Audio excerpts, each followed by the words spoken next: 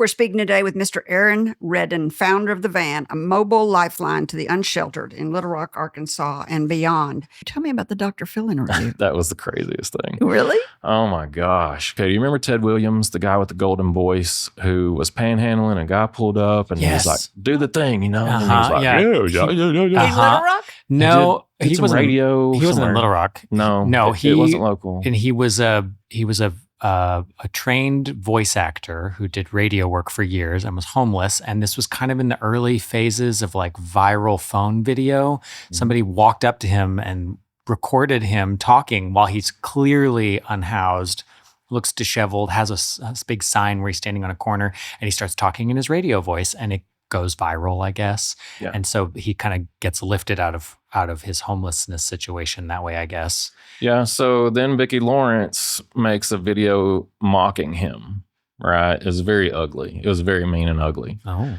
And so then I got someone on Twitter at the time. I'm not on there anymore. But someone was like, hey, here's a tweet from someone at AOL looking to interview a homeless advocate about Ted Williams. And I was like, well, okay. You need someone to talk to? I'll talk to you. Yeah.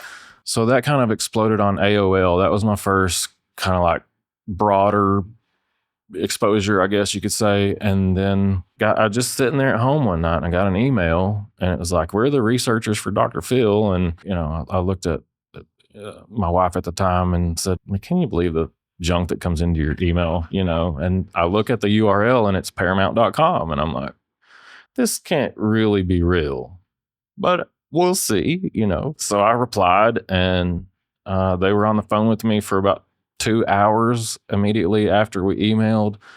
And then she was like, can I fly you out here on Monday? This was like Saturday.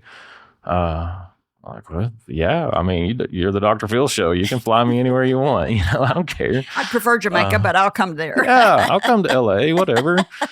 So yeah, flew out there. They put me up in the Renaissance Hollywood, way up high, looking out the Hollywood sign. It was really cool. People carrying my bags, and I was freaked out about it. And it was weird. I was mad. I'd gotten a fresh haircut, and then they changed my hair, and then they changed my clothes and all that. But anyway, it was. But then Vicki Lawrence wouldn't come on, so they wanted me and Vicki Lawrence to kind of spar on the show. That was their goal. Yeah, she wouldn't come on. So honestly, I had 2 segments on the show. He spoke more than I did. But I did get the chance to express my one thing that I wish, if I can, he's broadcast to 160 countries or something, if I can say something to every one of those people, it is that the overwhelming majority of homeless people have never held a cardboard sign. So I got the chance to say that on global television or whatever, but it was cool. If you enjoyed this video, be sure to check out the full interview on the right side of the screen. Want to see more of Kerry's interviews? Subscribe to our YouTube channel to stay up to date with all of her latest shows. And as always, thank you for watching.